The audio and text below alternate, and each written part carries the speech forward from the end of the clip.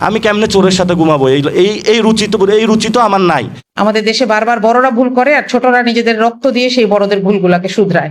Parliamentary সিস্টেমে অবশ্যই সরকারি দল বিরোধী দল থাকবে, কিন্তু জুলাই বিপ্লবের ক্ষেত্রে সবার ইউনাইটেড থাকা উচিত ছিল। দুর্ভাগ্যক্রমে এটা হয়ে ওঠে নাই। আমরা ঝগড়া করতে চাই না, আমরা আমাদের সন্তানদেরকে একটা সুখী সমৃদ্ধশালী বাংলাদেশে রেখে যেতে চাই। রাষ্ট্রটা হওয়ার কথা ছিল, যে সরকারে আসুক মেধাভিত্তিক হওয়ার কথা ছিল। খুবই দুঃখজনক এখনো কোটা ভিত্তিক হচ্ছে। কি কোটা ভিত্তিক জানেন? দলীয় কোটা ভিত্তিক। প্রযুক্তিকেও কিভাবে ন্যায়ের পক্ষে ব্যবহার করা যায়, প্রযুক্তিকেও কিভাবে একটা বিপ্লবের পক্ষে কাজ করানো যায়। যিনি পত্রিকার একসময় হেডলাইন দিয়েছিলেন ফেসিবাদের পতধ্বনি, সেই ফেসিবাদের যে পতনধ্বনি উনি বলেছিলেন, তারপরে কিন্তু আমরা ফেসিবাদী পতনধ্বনির যে মুখোশ রানী শেখ হাসিনাকে সরাইতে সক্ষম হয়েছিলাম, কিন্তু যে সিস্টেম সেটাকে আমরা এখনো পরিবর্তন করতে পারি নাই। আজকের এই প্রোগ্রামে উপস্থিত আছেন যিনি আয়নাগর থেকে ফিরে এসেছেন, যার স্টোরি বা গল্পটা যে কোনো আমরা ছোটবেলায় যে গোয়েন্দা সিরিজগুলো পড়তাম সেগুলোকে হার মানায়। আজকে এখানে উপস্থিত আছেন জুলাই গণ অভ্যুত্থানের আহত ভাইরা, যাদের অঙ্গের বিনিময়ে নতুন একটি বাংলাদেশের স্বপ্ন ওনারা দেখেছিলেন। আজকে এখানে উপস্থিত আছেন শহীদ, ওনাদের রত্নগর্ভা মা, কারো বোন, যাদের কাছে আমরা এখনো অপরাধী, যাদের কাছে আমরা প্রতিশ্রুতি দিয়েছিলাম যে তাদের সন্তান, কারো স্বামী, কারো ভাই যারা চলে গিয়েছে, শহীদ হয়েছে, যারা খুনিরা আছে, আমরা তাদেরকে বিচারের কাঠগড়ায় দাঁড় করাবো। প্রিয় মা, আমাদেরকে ক্ষমা করে দিবেন এবং দোয়া করবেন আমরা আপনার সন্তানের যারা খুন করেছে, প্রিয় বোন যারা আপনার ভাইকে খুন করেছে, আমরা এখনো রাজপথে আছি, আমরা সেই দায়িত্ব কাঁধে নিয়েছি, ভবিষ্যতে আমরা এর জন্য কাজ করে যাব। কোনো রাজনৈতিক পদ, কোনো টাকা বা যে কোনো স্বার্থ আমাদেরকে কখনো ক্রয় করতে পারবে না। সেই প্রতিশ্রুতি নিয়ে মাঠে নেমেছি। দোয়া করবেন যাতে এই পথে আমরা থাকতে পারি। এখানে উপস্থিত আছেন মিডিয়ার ভাইরা, অসংখ্য মিডিয়ার ভাইকে সেই সময়ে খুনি হাসিনা নির্যাতন করেছিল, গ্রেপ্তার করেছিল। আমরা সেই সময়কার মিডিয়াতে দেখেছিলাম যে পুলিশ তাদেরকে মারছে, ক্যামেরাগুলা রক্তাক্ত, মোবাইল রক্তাক্ত, সাংবাদিকদের কলাম রক্তাক্ত। সেই সময়ের স্মৃতিগুলো আমরা ভুলে যাইনি। আমরা সেই বীর সাংবাদিক যারা রয়েছেন, শহীদ হয়েছেন, তাদের শ্রদ্ধা ভরে স্মরণ করছি। যারা রাজপথে সেই ছোট্ট জীবনের ভাষণা, বাংলাদেশের সত্যের কলম ধরা, সত্যকে প্রকাশ করার বাসনা নিয়ে যারা সাংবাদিক জগতে এসেছেন, সেই লড়াইটা এখনো চালিয়ে যাচ্ছেন, ভবিষ্যতেও যাবেন। সেই দোয়া থেকে আমি আমার কয়েকটা ছোট কথা বলবো। আজকের এই প্রোগ্রামে আরো উপস্থিত আছেন নবগঠিত আমাদের যে ইঞ্জিনিয়ার্স যারা আছেন, তাদেরকে নিয়ে আমরা একটা অ্যালায়েন্স করেছি সবাইকে নিয়ে সম্মিলিতভাবে কাজ করার জন্য। আমি আজকে দু একটি কথা বলবো। প্রথমত, বাংলাদেশের বর্তমান যে সংকটের জায়গাটা কয়েকটা জায়গায়। একটা হলো ধর্ম থাকলে হলো ক্ষমতা থাকে না, ক্ষমতা থাকলে ধর্ম থাকে না। ধর্মভিত্তিক দল যেগুলো, সেগুলো হয়ে যাচ্ছে ক্ষমতার পাগল। ক্ষমতা ভিত্তিক যে দলগুলো রয়েছে সেগুলো হয়ে যাচ্ছে ইন্ডিয়ার পাগল। তো বাংলাদেশে এই যে সংকটটা রয়ে গিয়েছে, যদি কোনো ভালো মানুষ হয় তাহলে রাজনৈতিক ভালো জায়গায় সে যেতে পারে না, ডিসিশন মেকিং প্রসেসে যেতে পারে না। আর যদি কেউ খারাপ মানুষ হয়, তার থেকে আমরা ভালো কোনো ডিসিশন আশা করতে পারি না। এই যে একটা জগাখিচুড়ি বাংলাদেশের অবস্থা, এই অবস্থা থেকে উত্তরণের জন্য আমাদের সামগ্রিকভাবে রাজনৈতিক যে সংস্কৃতি সেটার পরিবর্তন ঘটাতে হবে। আমি গত 10 দিন পদযাত্রায় ছিলাম। যারা স্থানীয় লোকজন তারা খুব বিপদে আছে। কারো ভালো একটা স্কুল নেই, স্কুলগুলোতে গিয়েছি, যারা শিক্ষক 10টার শিক্ষক 12টায় আসে, 12টার শিক্ষক 4টায় আসে। স্কুলের ম্যানেজিং কমিটির সভাপতি দেওয়া হয়েছে, যেখানে আমরা বলেছিলাম সবচেয়ে ভালো মানুষটাকে দেওয়া হবে, ওই এলাকার নাম্বার 1 ক্রিমিনালকে হলে স্কুল কমিটির সভাপতি বানানো হয়েছে। মসজিদ কমিটির সাথে বসেছি, সবচেয়ে আলেম যাকে মসজিদ কমিটির সভাপতি বানানোর কথা, সেখানে বসানো হয়েছে নাম্বার 1 ক্রিমিনাল, যে ওই এলাকার বাড়ির মহল্লা, তাকে মসজিদ কমিটির সভাপতি, কারণ তার কাছে পাওয়ার আছে এবং সে বলছে আমি মসজিদ কমিটির সভাপতি হব। আমরা মন্দিরেও গিয়েছিলাম, সেখানেও একই অবস্থা। বাজার কমিটিতে গিয়েছি, সেখানেও একই অবস্থা। তারপরে হলো আমরা উপজেলা প্রশাসনের সেখানে গিয়েছি, স্বাস্থ্য যে কমপ্লেক্সটা আছে সেখানে সরকারি ঔষধের জন্য টাকা দেওয়া হয়, কিন্তু সরকারি ঔষধ নাই। নার্স থাকলে ডাক্তার থাকে না, ডাক্তার থাকলে নার্স থাকে না। যেই টাকাগুলা দেওয়া হয় সেই টাকাগুলা ওইখানের যিনি আছেন তারা সুন্দর মতো ভাগবটোয়ারা করে নিয়ে যান। এলাকাবাসী যখন দেখেন যে কোথাও গিয়ে হলো জায়গা পায় না, তারা খুব অধীর আগ্রহে থাকেন হলো এমপি সাহেবের জন্য। এমপি সাহেব হলো নির্বাচনের আগে যে সিমটা ব্যবহার করেছেন, ওইটা আলহামদুলিল্লাহ আস্তে করে বন্ধ করে দিয়ে ঢাকায় তাদেরকে পার্লামেন্টের আশেপাশে মানে কিছু ছোট ছোট ফ্ল্যাট দেওয়া হয়েছে, ওইখানে হলো মোবাইলটা বন্ধ করে একদম বৃষ্টিতে তারা ঘুম দেয়। তো আমি কয়েকজন এমপিকে জিজ্ঞেস করলাম যে আপনাকে এলাকার মানুষ খুঁজতেছে, আপনি এলাকায় যান না কেন? কারো যদি খুব ছোটখাটো অসুস্থ হয়, জ্বরও হয়, তাহলে সে এমপি সাহেবকে খুঁজে। এলাকার মানুষের ভয়ে আমি আর এলাকায় যাওয়ার সাহস পাই না। এমপিরা হলো ঢাকায় পালায়া থাকে। তারপরে এলাকার মানুষে জিজ্ঞেস করলাম যে এটা তো এমপির কাজ না, এটা হলো একটা চেয়ারম্যানের কাজ, মেম্বারের কাজ, উপজেলা চেয়ারম্যানের কাজ। বললো যে উপজেলা চেয়ারম্যান নাই। আমি বললাম কই গেছে? বললো যে আওয়ামী লীগের আমলে পালায়া গেছে। বললো চেয়ারম্যান কই? বললো চেয়ারম্যানও নাই। মেম্বার কই? কিছু কিছু মেম্বার আছে, এদেরকে হলো রাতে টর্চ মারলে পাওয়া যায়, দিনের বেলায় তো এদেরকে খুঁজেও পাওয়া যায় না। বাকি আছে আমাদের এমপি সাহেব। এখন আমরা সবাই মিলে এমপি সাহেবকে ধরতে হবে। এমপি সাহেব বলে আমার হলো আইন বানানোর কথা, এই ছোটখাটো কাজ তো আমার করার কথা না। কি আতিক ভাই, আপনারা এই ধরনের বিপদে পড়েন? ভালোই পড়েন। তো বাংলাদেশের যদি আমরা সার্বিক অবস্থা, এই যে জনগণের একটা চিত্র আপনাদের সামনে তুলে ধরলাম, পুরো বাংলাদেশের সিস্টেমগুলো একই চলতেছে। এবার যদি আপনি কোনো অফিসে যান, পায়ের উপর পা তুলে বসে থাকে, তো তাকে দেখে মনে হয় মুম্বাইয়ের কোনো মাফিয়া গোষ্ঠীর প্রধান। জিজ্ঞেস করা হয় কে, বলে আমি এখানে অ্যাক্সিয়ান, এরকম মনে হয় একটা পোস্ট আছে আপনাদের, বলে অ্যাক্সিয়ান। আবার যদি জিজ্ঞেস করা হয় আমি ইউনু, তো তাকে যদি জিজ্ঞেস করা হয় যে আপনি এভাবে বসে আছেন কেন, তাকে বলা হয় এই বিয়াদব চুপ করো, আমাকে স্যার বলো আগে। তো যেই লোক আসছে সে চিন্তা করে যে মাফিয়ার মতন বসে আছে, কিভাবে স্যার হইতে হয়। স্যার তো হবে সেই যে হলো প্রজাতন্ত্রের কর্মচারী, ভালো সুন্দর মতন থাকবে, সারাদিন জনগণকে সেবা দিবে, এই কাজ করবে। সে হলো মাফিয়া, একটা গুন্ডা স্টাইলে বসে থাকে। তারপরে হলো এলাকার আমরা যেটা পথে পথে জনপদে এক্সপিরিয়েন্স নিয়ে এসেছি, সেখানে হলো নতুন ধরে মাদকের চোরাচালান শুরু হয়েছে, গুন্ডাগিরি, মাস্তানি। তো তাদের সাথে একটু বসলাম, জিজ্ঞেস করলাম তোমরা এগুলা করো কেন?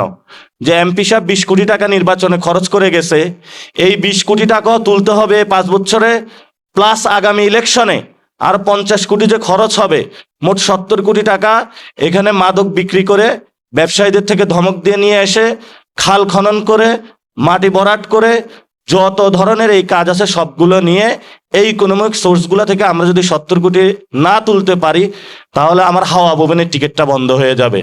আগামী ইলেকশনে আমি হাওয়া ভবনও টাকা পাঠাইতে পারবো না, গুলশান অফিসও পাঠাইতে পারবো না। আবার এই ছোট পাতি নেতা তো বাকি হলো আছেই, স্থায়ী কমিটির সদস্য, যদি এদেরকে টাকা না দিই তাহলে হলো আমার আসনটাও কমপ্লিট হবে না। তারপরে এমপি সাহেবদের থেকে আরো জিজ্ঞেস করলাম, কেউ হলো ইউএস এর লাইন ধরে, এক এমপি বলতেছে ইউএস এর কয়েকটা কোটা আছে পার্লামেন্টে, আমি যদি ওই কোটায় ঢুকতে পারি তাহলে তো আমাকে হলো পার্লামেন্টে হলো আমাকে তারা সহজে যেতে দিবে। আরো কিছু এমপি যারা আছে মানে এমপি হতে চায়, তারা ঘুরে হলো দিল্লির দিকে, বললো দিল্লিরও বাংলাদেশে কিছু কোটা আছে। কেউ পাকিস্তানের দিকে ঘুরে, বাংলাদেশে নাকি পাকিস্তানের কিছু কোটা আছে। কেউ হলো চায়নার বেইজিং এর দিকে ঘুরে, বেইজিং এরও নাকি বাংলাদেশের পার্লামেন্টের কোটা আছে। এই কোটা করতে করতে 300 আসনে হলো 4-5 দেশ ভাগ করে নিয়ে যায়, বাংলাদেশের জনগণের আর কোনো কোটা থাকে না পার্লামেন্টে। এই হলো আমাদের পার্লামেন্ট। এখন আমরা যে অবস্থার মধ্যে দিয়ে যাচ্ছি, আমরা আজকে যেহেতু স্মৃতিচারণ চলে এসেছে, ওনাদেরকে স্মরণ 5 তারিখে শাহবাগের দিকে আমি নাহিদকে দাঁড় করায়া হলো যে আমরা একটা ঘোষণাপত্র দিব। আসলাম, গিয়ে দেখি নাহিদ নাই, পার্লামেন্টের সামনে হলো সবাই জনস্রোত নাকি টেনে নিয়ে গিয়েছে। তো সেই দিন আমরা আর ঘোষণাপত্রটাও দিতে পারলাম না। তো সেই দিন দেখি সবাই সেলফি তুলতেছে। তো বললাম, ভাই সেলফি তোলেন কেন? বললো বাংলাদেশের হলো বিজয় হয়েছে। তো আমি বললাম, 3 তারিখে আমরা যে ঘোষণা দিয়েছিলাম সেটা কি শুনেছিলেন? হ্যাঁ শুনেছি। বললো কি, শেখ হাসিনার বিদায়? আমরা বললাম, আমরা তো ওই ঘোষণা দিই নাই, আমরা দিয়েছিলাম ফেসিবাদী ব্যবস্থার বিলোপ এবং নতুন একটি রাজনৈতিক বন্দোবস্ত। এটা কি আপনি বুঝেন? বললো যে শেখ হাসিনাকে বিদায় করতে মাঠে নেমেছি। তো যারা শিক্ষিত সমাজ তাদের সাথে কিন্তু আমরা কনসালটেশন করেছি, করার পরে রাজনৈতিক অস্থিরতা এবং বাস্তবতার ভিত্তিতেই কিন্তু আমরা দাবিটা দিয়েছিলাম। সেই দিন সবাই ঐক্যবদ্ধ হয়েছিল। 3 তারিখে যে আমরা দাবিটা দিব ওইটার জন্য আমরা প্রস্তুত ছিলাম না। পরে আমরা যখন শহীদ মিনারে গেলাম, প্রথমে একদিকে দেখলাম রুমিন ফারহানা, আসিফ নজরুল স্যার, আরো কয়েকজন দাঁড়িয়ে আছে। আমি সবাইকে বললাম, এদের থেকে ভাগ, এরা যে কোন সময় আমাদের খায়া ফেলবে এটার কোনো নিশ্চয়তা নাই। ওনাদের থেকে দূরে সরে এক জায়গায় এসে দাঁড়াইলাম, সবাই দেখে এক আঙ্গুল তুলে আছে। বুঝলাম এই জনতার থেকে আজকে বের হওয়া যাবে না, দাবি আজকে দিয়া যাইতে হবে। তখন আমরা দাবি ঘোষণা করে দিলাম, কিন্তু সেই দাবিটা ছিল ফেসিবাদী ব্যবস্থার বিলোপ এবং নতুন রাজনৈতিক বন্দোবস্ত। ফেসিবাদী যে ব্যবস্থাটা আছে এটা শুধু সরকারের বিভিন্ন ক্ষেত্রে যে পার্লামেন্টে দেখি এটাতে না, এটা একদম আগাগোড়া যখন পচে যায় তখন এই ফেসিবাদী ব্যবস্থা হলো বাংলাদেশে হলো মানুষের উপরে চেপে বসেছিল। এই যে পচা গলা সমাজ, সেই পচা গলা সমাজে ওই যে থাকে না, যদি একটা কুমড়া পচা হয় ওইটার সাথে যদি আরেকটা কুমড়ো রাখা হয় অথবা আরেকটা ফল রাখা হয়, সেই ফলটা হলো পচে যায়। তো এই পচা ব্যবস্থায় আইসা হলো তারেক রহমান হলো দায়িত্ব নিয়েছেন। তো আমরা মনে করছিলাম যে পচা জিনিসকে উনি পরিষ্কার করবেন, পরিষ্কার করে উনি হলো একটু নির্ভেজাল থাকবেন। এই গত 5 মাসে যেটা আমাদের উপলব্ধি হইলো যে পচা ফলের সাথে উনি তো সেগুলোতে পরিষ্কার করলেন না, সেই পচা ফলের উপরে উনি শুয়ে থাকলেন। তো তারেক রহমান এবং তার যে হাওয়া ভবনের যে কিচেন ক্যাবিনেট এবং তার যে ভাই বেরাদারদের যে কোরাম রাষ্ট্র পরিচালনা শুরু করলো, সব পচা রোটেন অ্যাপেলগুলো একসাথ হইলো। এই রোটেনগুলো অ্যাপদের কাছে বারবার বললাম, সংসদে তারা প্রথম দিনে একটা আকাম করে বসলো, নিয়ে আসলে হলো চুপপুরে, সবাই হলো বিরোধিতা করলো এবং বলল আমরা হলো ওয়াক আউট করব। সেই বিষয়ে তারা কর্ণপাত না করে সেখানে চুপ্পুকেই তারা রাখলো। এরপরে তাদেরকে বলা হলো যে বাংলাদেশে একটা বড় বিষয়, সেটা হলো সংস্কারের বিষয়। এটা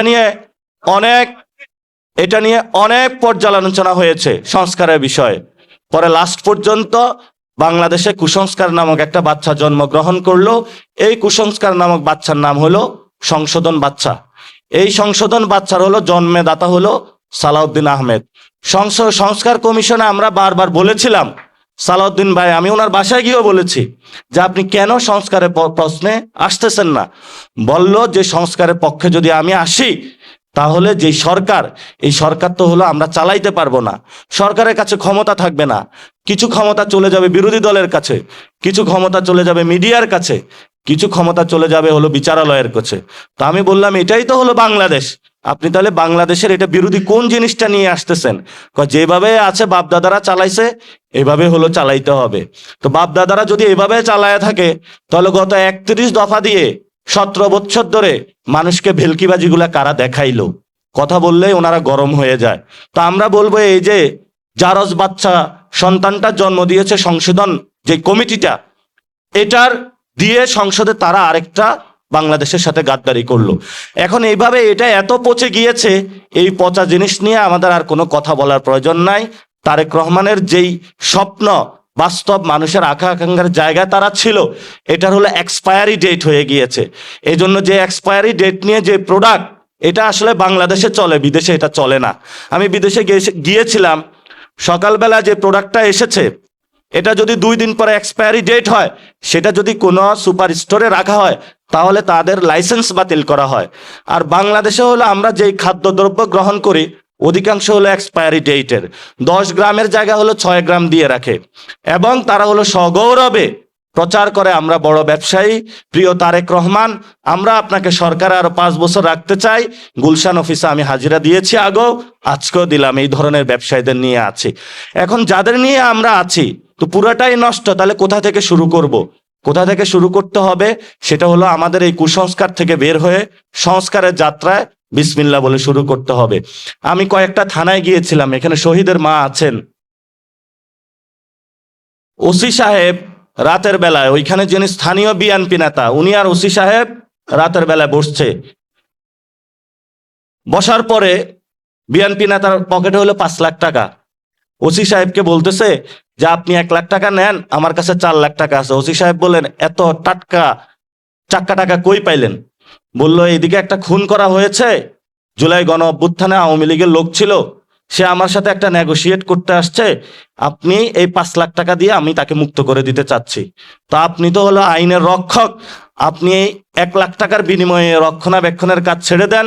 আর আমি যেহেতু দলীয় ক্যাডার, প্রধানমন্ত্রী তারেক রহমানের লোক, আমার তো একটা বিষয় আছে, ভাগ বটোয়ারা আছে, দলীয় নেতা কর্মী আছে, চালাইতে হবে। আমি 4 লাখ টাকা নিলাম। পরের দিন এলাকাবাসী দেখতেছে যে যেই লোকটা কয়দিন আগে আমাদের বাচ্চাদেরকে খুন করলো ও হলো সগৌরবে এলাকার মধ্যে হলো ঘুরতেছে। তা আমাদের যারা এনসিপির লোকজন বা অন্যান্য যারা ভালো লোকজন, বিএনপির মধ্যেও তো কিছু ভালো লোকজন আছে, তারা দৌড়ে হলো পুলিশের কাছে গেল। ওসি সাহেবের কাছে গিয়ে বসে ওসি সাহেবের হলো মুখও নড়ে না, শরীরও নড়ে না, কারণ রাতের বেলায় কিন্তু ভাগবটোয়ারাটা হয়ে গিয়েছে। আজান হচ্ছে, কে জবাব দিবেন?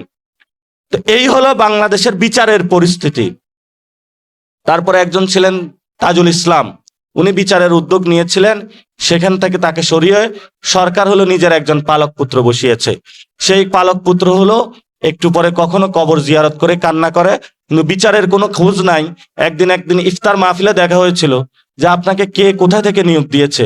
বলে আমি খুবই ভালো আইনজীবী, আমি দলের প্রতি এই গত 17 বছরের সার্ভিস রেখেছি, দলের প্রতিদান স্বরূপ আমি এটা পেয়েছি। ওই দিন কথা বলে দ্বিতীয়বার তার জীবনে তার সাথে আমার কথা বলার ইচ্ছা হয় নাই।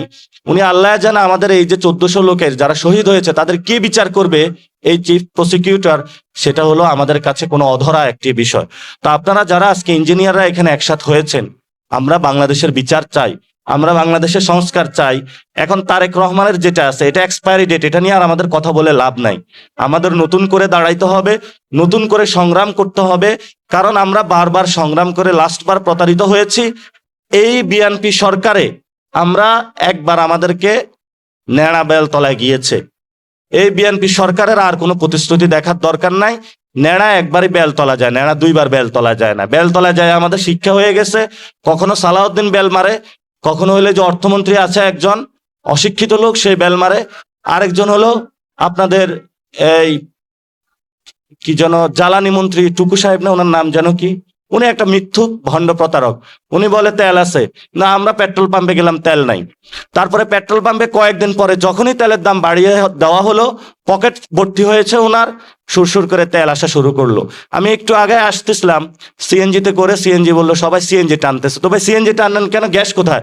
বললো যে পাম্পে গ্যাস নাই। তো বললো যে ভাই আপনি এটা একটু বলবেন। তো গ্যাস নাই, পেট্রোল নাই, তেল নাই, সবকিছু সুন্দর চলতেছে বাংলাদেশ।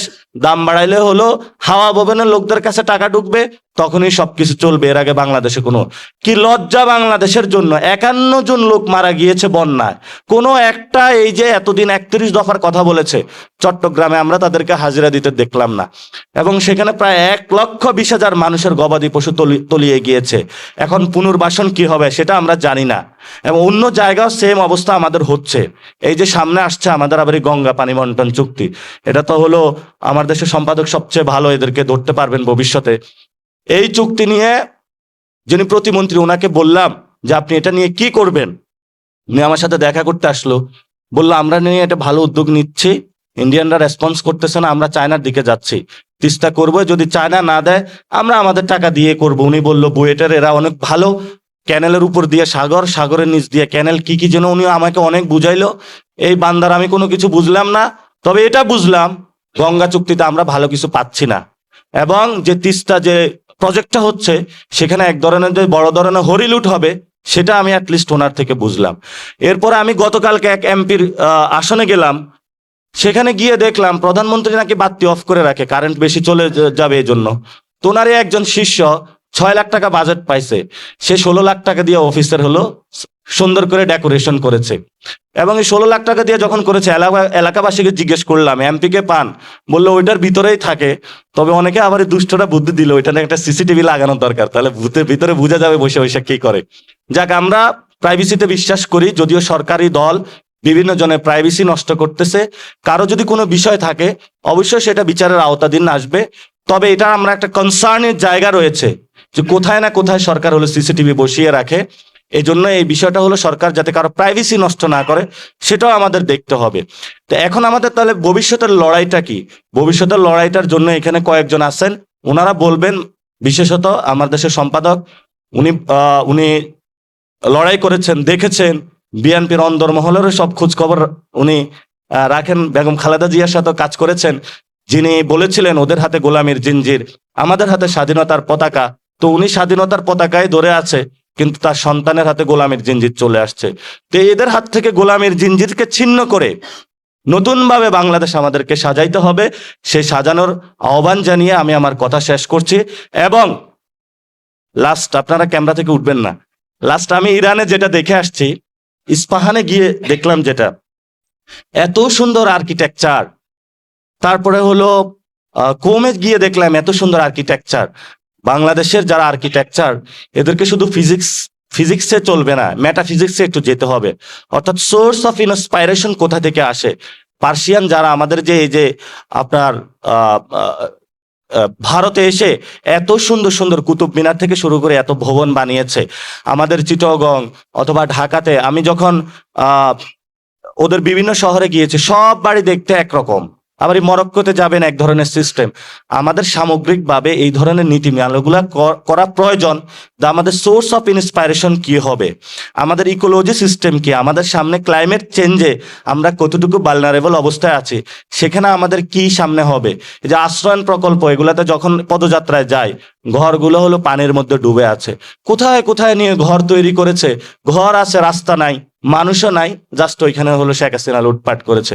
তো ভবিষ্যতের এই লুটপাট এখনো শুরু হচ্ছে। এই যে জাকারিয়া তাহের সুমন, আমাদের বাড়ির কাছের একজন এমপি, তাকে হলো তারেক রহমান নতুন করে দায়িত্ব দিয়েছে পূর্বাচল, মানে ঢাকা এক্সপানশনারি। তো ঢাকা এক্সপানশন যাতে পুরান ঢাকার মতন নতুন করে আরেকটা এক্সপানশন না হয়। আমরা আশা করবি যে উনি ব্যবসা করুক, ভালো কথা, তবে হলে একটু ভালো করে করবে, এটা আমরা প্রত্যাশা করি। তো এই ধরনের অসংখ্য লোকরে দিয়েছে। আরেকজন হলো কি যেন মেয়র প্রশাসক দিয়েছে, মানে মেয়র বানাবে তাকে সামনে।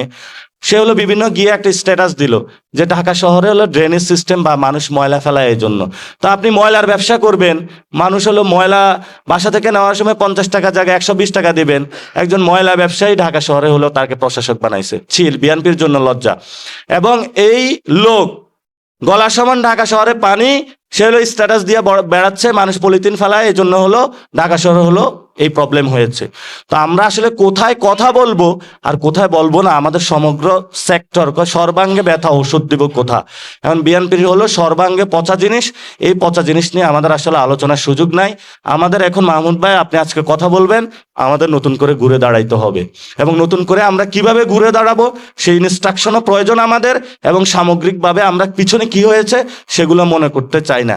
আজকে আজমি সাহেব বললেন যে হলো একসাথে ইউনিটি থাকতে হবে। আমি কেমনে চোরের সাথে ঘুমাবো, এই রুচি তো আমার নাই। আমি কেমনে একটা চাঁদাবাজের সাথে বসবো, এই রুচিবোধ তো আমার নাই। আমি কেমনে একটা টেন্ডারবাজের সাথে বসবো, এই রুচিবোধ তো আমার নাই। কারণ এই রুচিতে আমি শিক্ষিত হইনি। ফলত আমাদের স্ট্যান্ডার্ড মানে যেই ইউনিটি, সেটা হলো ভাই আপনি ভালো লোক হইতে হবে। আপনি হলো, আমি মজলুমের সাথে আমার ঐক্য, আমার জালেমের সাথে ঐক্য হবে না। যে 17 বছর ধরে হলো জালেম ছিল, যে 17 বছর মজলুম ছিল, সে যদি এখন জালেম হয়ে যায়, তাহলে আমি মজলুমের পক্ষে থাকবো, আমি জালেমের সাথে বসবো না। আমি কারণ জালেমের তখ্তে তাগুত ভাঙাই হলো আমার রেসপন্সিবিলিটি। আমি তার সাথে কোনো নেগোসিয়েশনে নাই। ওটা যদি হইতাম তাহলে আজকে জুনায়েদ সাকি হয়ে যাইতাম, আর জুতা টানার লোক সৃষ্টি হয়েছে রাশেদ খান, ওরা হয়ে যাইতাম। আমার বন্ধু নূর, তাহলে সে হয়ে যাইতাম। ওগুলা হলো পচা মাল। এই পচা মালদের সাথে আমরা আর বসতে রাজি না। আমাদের নতুন করে শুরু হবে। আমরা 2 জন হই, 2 জন শুরু করব, 3 জন হই শুরু করব, সমস্যা নেই। আল্লাহ আছে উপরে, আল্লাহ সহায়ক। আমরা ক্যাম্পাসে হলো 5-6 জন মিলে কাজ শুরু করেছিলাম।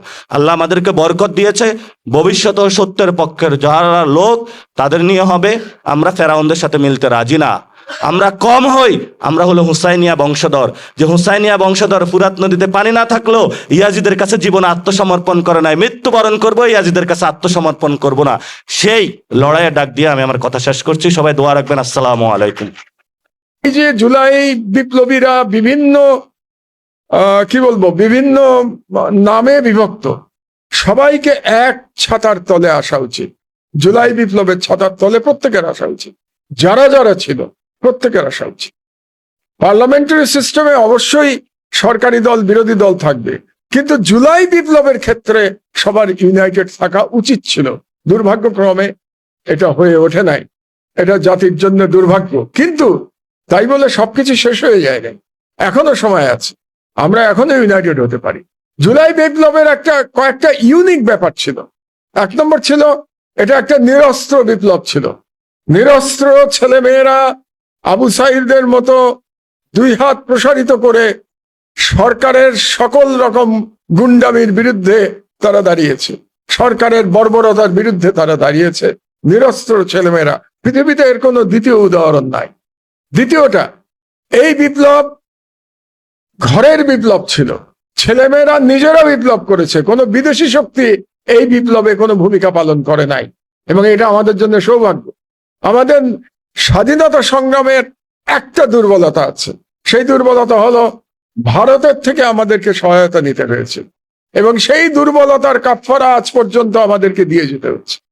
এবং ভারতীয়রা কখনো ভোলে না যে তারা মুক্তিযুদ্ধে আমাদেরকে সহায়তা করেছিল। এই যে প্রিয়াঙ্কা গান্ধী কদিন আগে সে বলেছে পার্লামেন্টে দাঁড়িয়ে যে আমরা পাকিস্তানকে ভাগ করে দিয়েছিলাম। তার মানে প্রিয়াঙ্কা গান্ধী এবং তার দাদির কথা বলছে, ইন্দিরা গান্ধীর কথা, যে তিনি পাকিস্তানকে 2 ভাগ করেছিলেন। অর্থাৎ আমাদের মুক্তিযুদ্ধকে তারা স্বীকার করে না।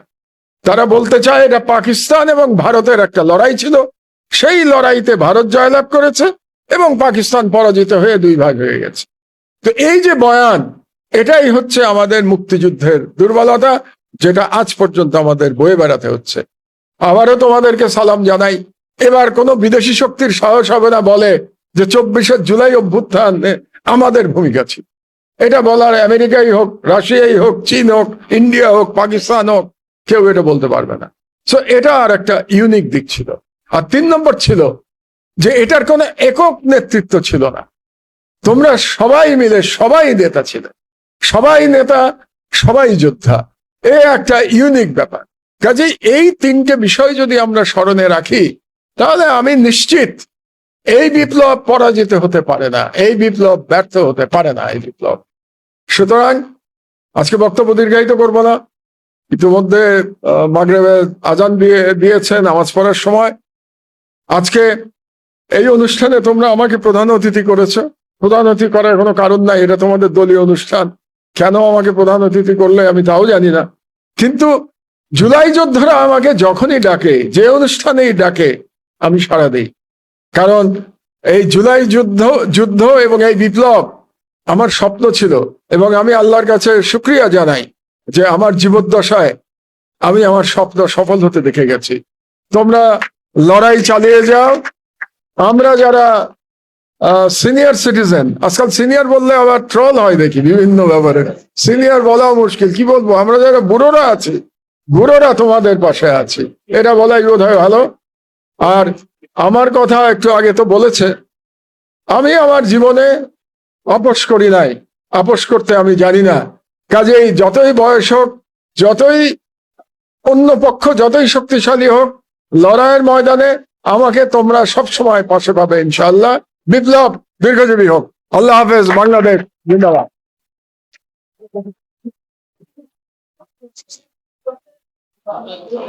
সদস্যবৃন্দ,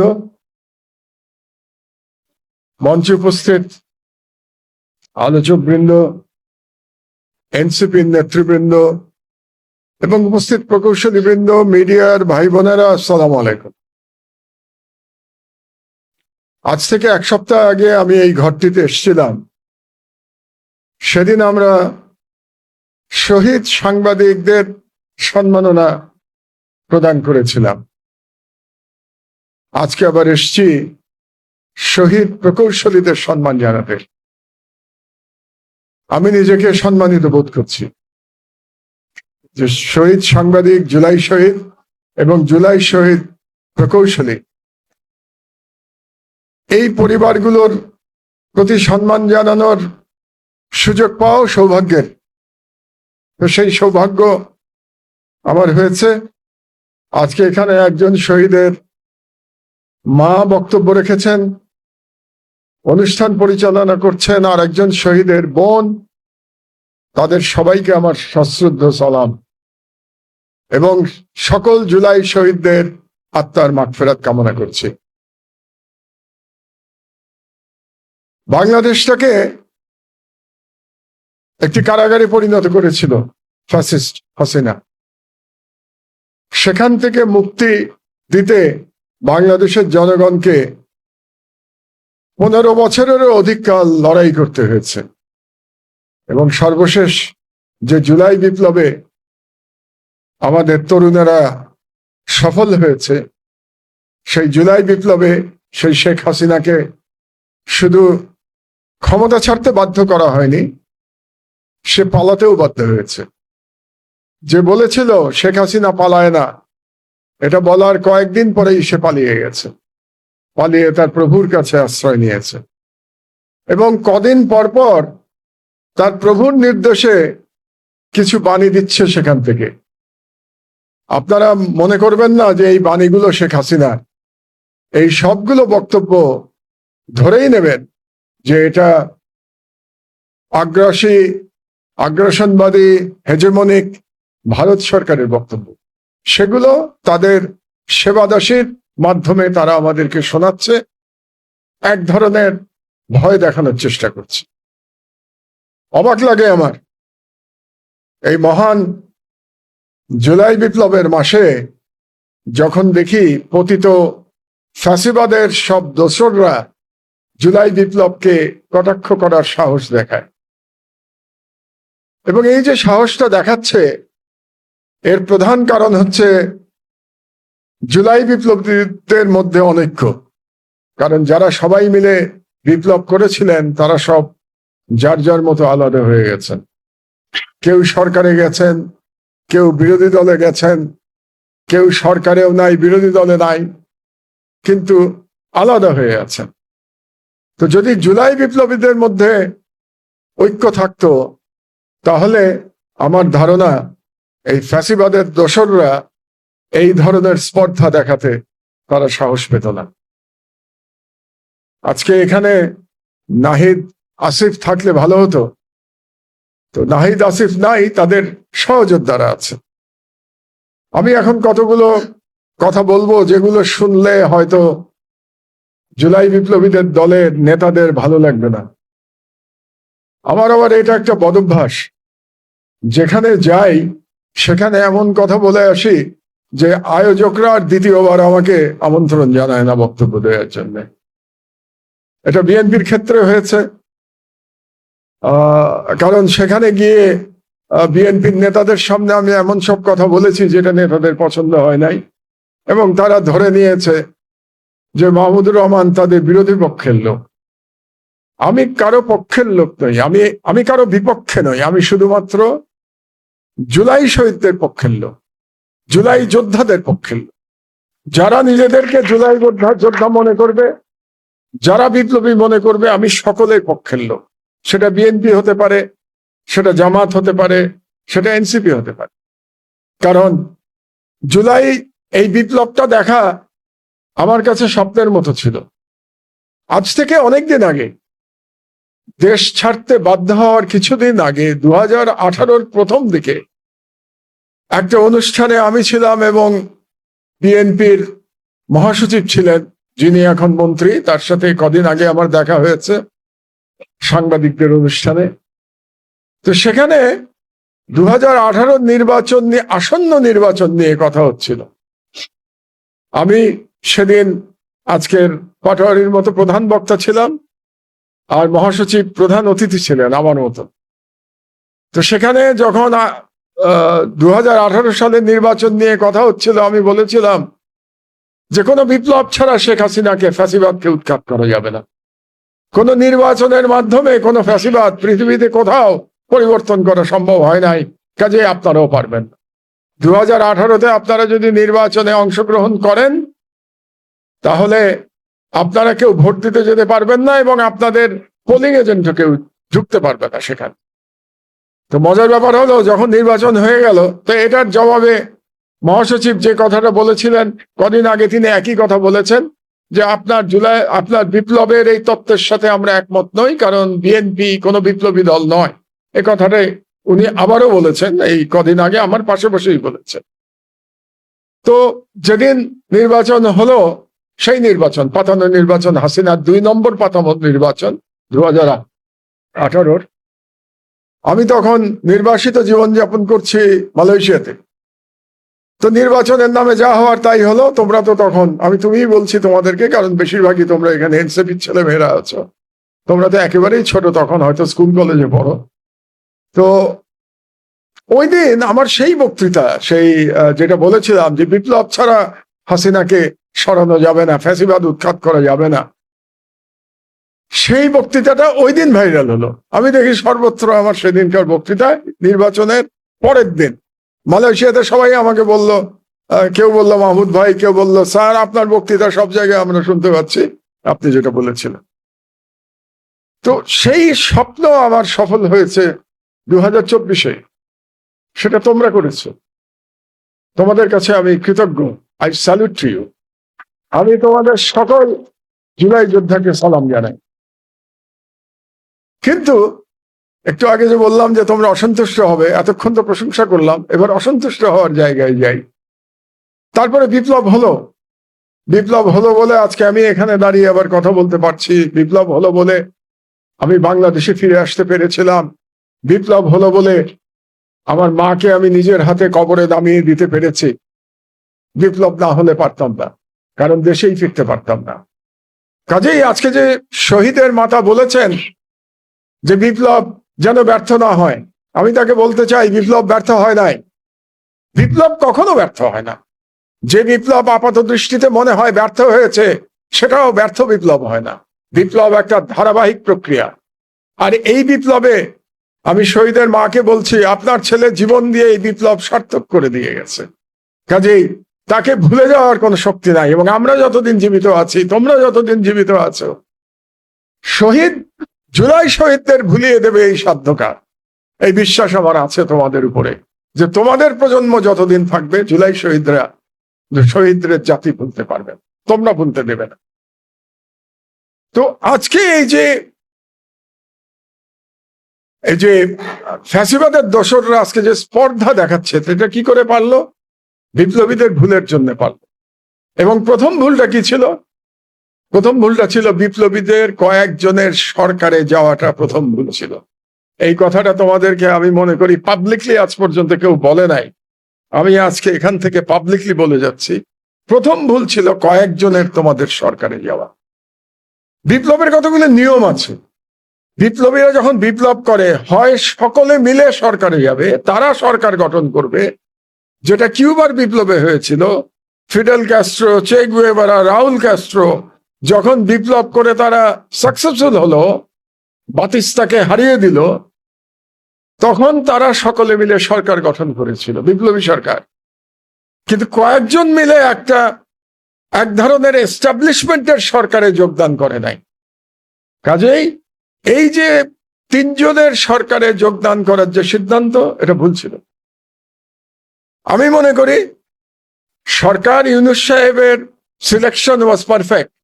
সত্য কথা এটা। ইউনূস সাহেব সম্পর্কে নানা রকম বক্তব্য থাকতে পারে। আমার নিজেরই ইউনূস সাহেবের সকল কর্মকাণ্ড, সকল বক্তব্য আমি সমর্থন করি না। কিন্তু ওই মুহূর্তে ইউনূস সাহেব ছাড়া আমাদের সামনে বিকল্প কেউ ছিল না সরকার পরিচালনা করবার জন্য। এবং সেই হিসেবে তোমাদের বিপ্লবীদের সিলেকশন ওয়াজ পারফেক্টলি রাইট, 100% সঠিক। তোমাদের উচিত ছিল বাইরে থেকে বিপ্লবের দর্শন তৈরি করা, বিপ্লবী দল তৈরি করা, ক্ষমতার বাইরে থেকে। কারণ ক্ষমতার ভিতরে গেলে একটা দায়িত্ব চলে আসে। ক্ষমতার ভিতরে গেলে সফলতারও যেমন প্রশংসা নিতে হয়, ব্যর্থতার দায় গ্রহণ করতে হয়। আজকে তোমাদেরকে সেই ব্যর্থতার দায় গ্রহণ করতে হচ্ছে। উচিত ছিল সরকারের বাইরে থেকে জুলাই দর্শন, আমরা জুলাই দর্শনের কথা বলি, কিন্তু তোমরা জুলাই দর্শনের বয়ান তৈরি করতে পারো না। আমি একটা আর্টিকেল লিখেছিলাম দেশ থেকে বাইরে থেকে ফেরার পরেই, জুলাই বিপ্লবের দর্শন। এটা লিখেছিলাম বোধহয় 2025-এর প্রথম দিকে, আমার দেশেই প্রকাশিত হয়েছিল। কিন্তু সেটা তো আমার লেখা, সেটা তো তোমাদের বিপ্লবীর লেখা না। তোমাদের বিপ্লবীর তরফ থেকে একটা জুলাই বিপ্লবের দর্শন আসা উচিত ছিল। আজ পর্যন্ত এটা সাব্যস্ত হলো না, এটা অভ্যুত্থান না, এটা বিপ্লব নাকি আন্দোলন। আমি সর্বদা এটাকে বিপ্লব বলে এসেছি, কারণ আমি মনে করেছি যে বাংলাদেশের রাষ্ট্র যে ব্যবস্থা, সেটার একটা আমূল পরিবর্তন হবে, এবং এই কারণেই আমি এটাকে বিপ্লব কল্পনা করেছি। আর আন্দোলন কিংবা অভ্যুত্থান তো শুধুমাত্র সরকার পরিবর্তন। আমার দৃষ্টিতে জুলাই শুধুমাত্র সরকার পরিবর্তনের আন্দোলন ছিল, জুলাই বাংলাদেশের রাষ্ট্র ব্যবস্থা পরিবর্তনের আন্দোলন ছিল, সেটার বিপ্লব ছিল। এই জন্যে জুলাই বিপ্লব, এবং আমার নজরে বিপ্লব চলমান। আগেই একটু কথা বলেছি, একদিনে বিপ্লব শেষ হয়, বহু দিন লাগে বিপ্লব। সময় যারা কথা বলেছেন আমি খুবই সম্মানিত বোধ করছি, তার সাথে একই স্টেজে বসতে পেরে। ডক্টর মাহমুদুর রহমানের কথা বলছি। তাকে যখন নিয়ে যাওয়া হলো, ধরে ফেলা হলো, এবং আমার জানা মতে বাংলাদেশে এই যে ফেসিস্ট শব্দটা সম্ভবত তিনিই প্রথম ব্যবহার করেছেন। আমি তার বইয়ে পড়েছি, গুম রাজ্যে প্রত্যাবর্তন, যে বইটা তখন পড়তাম আমাদের বাসায়, সেটা মানে আমার আব্বু এটার পাঠচক্রের মতন করতেন, যে কার কয়টা পড়া হয়েছে আমাকে বল। এবং ওই সময় থেকেই কিন্তু আমরা একটা স্বপ্ন দেখছিলাম, আমরা পড়তাম, কিন্তু আমরা কখনো কল্পনাও করি নাই যে আমাদের জীবদ্দশায় দেখে যাব।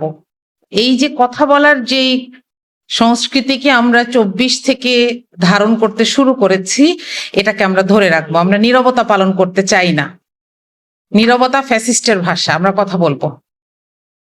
আর দ্বিতীয় যে কথাটা বলবো সেটা হচ্ছে, আজকে আমরা এখানে যারা এসেছি বেশিরভাগেরই একটা পরিচয়, যে আমাদের একটা স্পেশালাইজড ডিগ্রি আছে, কিন্তু একই সাথে আমাদের জন্য এটা চরম অবমাননাকর যে আমাদের জন্য যারা আইন বানান, সেই জায়গাটাতে যাওয়ার জন্য কোনো শিক্ষাগত যোগ্যতা লাগে না। আরো অপমানজনক হচ্ছে, স্থানীয় সরকার নির্বাচনে শিক্ষাগত যোগ্যতার একটা মিনিমাম লেভেল বেঁধে দেওয়া হচ্ছে। তাহলে সংসদ, আমরা তো প্রশ্ন করি নাই কখনো। সুতরাং এখানে আমরা এমন কিছু মানুষকে পাই যারা হাঁ ভোট দিচ্ছেন চিফ হুইপের হাত দেখে। দল যেভাবে দিতে বলছে সেভাবে দিচ্ছেন, দল যেভাবে না করছে সেখানে না দিচ্ছেন, কিচ্ছু বোঝেন না। এবং এইখানে যখন আমরা প্রশ্ন করি বিরোধী দল হিসেবে, যে একটা বিল পাস হওয়ার 20 মিনিট আগে আমার টেবিলে আসলো, আমি এটাকে দেখে কি বুঝবো, তখন এই প্রশ্নটাকে সরকারি দলের কাছে হাস্যকর মনে হয়। আপনারা যদি দ্বিতীয় অধিবেশনের শেষ দিনের প্রসিডিংসও দেখেন, আপনাদের কাছে অবাক লাগবে। আপনাদের মনে হবে যে এরা তো কথা বলে কেন, বিরোধী দল তো কথা বলে কেন, হ্যাঁ বলে দিলেই হয়, না বলে দিলেই হয়। কিন্তু আমাদের কথা হচ্ছে বিলটা কি ভালো কি মন্দ, তার চাইতে ইম্পর্টেন্ট হচ্ছে এটা ঠিক প্রসিজিওর মেনটেন করে আমার টেবিলে আসলো কিনা। আমি যদি একজন আইনজ্ঞ হই, তাহলে আমার জন্য 20 মিনিটে ওই ডকুমেন্টটাকে পড়ার, অ্যাসেস করার কোনো সক্ষমতা এটা আসলে এই সময়টা অ্যালাউ করে না। সুতরাং এগুলোকে মাথায় রেখেই যখন আমরা সামনে যেতে চাই, 24 পরবর্তী সময়ে আসলে আমাদের কাছে অনেক বড় চ্যালেঞ্জ হচ্ছে 26-এর যে সরকারটি আসলো, তাদের কাছে আমরা যেটা আশা করেছিলাম এবং যেখানে আমাদের কোনো আশাহত হতে হবে এটা আমাদের কল্পনায় ছিল না, এটা আমাদের রুট প্ল্যানে ছিল না, সেটা হচ্ছে যে আমরা জুলাই সনদের ব্যাপারে কোনো দ্বিরুক্তি সহ্য করতে প্রস্তুত ছিলাম না। কিন্তু আমরা দেখলাম প্রথম দিন থেকেই জুলাই সনদের সাথে এমন একটি বিমাতাসুলভ আচরণ করা হচ্ছে, যেটা আসলে ঐক্যমত্য কমিশনের এই যে লম্বা সময় ধরে কাজ করা হলো, মতামত দেয়া হলো, এরপর সবাই মিলে একটা কনসেনসাসে চলে আসা হলো, এবং সর্বোপরি মানুষের মতামতের মাধ্যমে, গণভোটের মাধ্যমে যেই রায় সরকার মানতে বাধ্য ছিল, তার প্রতি সরকার আজকে দিনটা পর্যন্ত পৃষ্ঠ প্রদর্শন করে যাচ্ছে। এটা আমাদের জন্য অনভিপ্রেত এবং জাতির জন্য একটা অশনি সংকেত। এখন একটা কথা আমার একটু ইঞ্জিনিয়ারদেরকে জিজ্ঞেস করতে ইচ্ছা করে, আমার যদি আপনাদের সাথে কনভারসেশনের সময় থাকতো আমি বলতাম, এখন একতরফা বলতে হচ্ছে। সেটা হচ্ছে, আমরা কি আসলে জানি নাকি যে জুলাই সনদ আমাদের জন্য কি কি সুবিধা এবং কি কি অসুবিধা তৈরি করবে? জুলাই সনদ আমাদের জন্য কি কি সুবিধা তৈরি করবে যদি বলি, এক, স্বাধীন দুর্নীতি দমন কমিশন আমাদের জন্য সুবিধা তৈরি করবে। আমাদের জন্য সুবিধা তৈরি করবে যে সরকারি কর্ম কমিশন থেকে শুরু করে অডিট অফিসগুলো থেকে শুরু করে আমরা সেই সব জায়গায় যে স্বচ্ছতাগুলো চাচ্ছি সেগুলোতে আমাদের জন্য কি সুবিধা তৈরি করবে?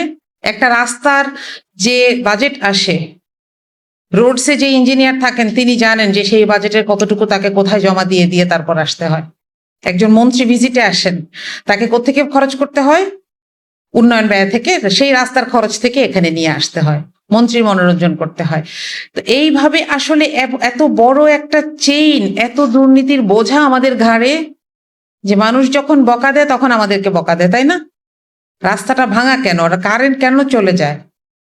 কিন্তু আমরা যখন জবাব দিতে যাই তখন আমরা দেখি আমাদের কাজের জায়গাগুলোতে আমাদের হাত পা বাঁধা। সুতরাং আমাদের আসলে জানা দরকার জুলাই সনদ আমাদেরকে কি কি সুবিধা দেবে এবং আমাদের মধ্যে যে অসৎ মানুষগুলো আছেন তাদেরকে কোন কোন জায়গায় ধরবেন। এবং একটা কথা জেনে রাখবেন, যারা জুলাই সনদের বিরোধিতা করছেন তারা আমাদের চাইতে জুলাই সনদকে বেশি বোঝেন, এজন্যই বিরোধিতা করছেন, এজন্যই আটকে রেখেছেন। আর একটা 24 আমাদের মধ্যে আসবে কিনা, এখানে একটা কথা একটু বলার দরকার। অনেকেই এই সুযোগে একটু মাথা উঁচু করে বলতে চান তাহলে 24টা ব্যর্থ, কোনোদিন না। এরকম কোনো কথাকে কখনো আশকারা দেবেন না প্লিজ। 24 সফল।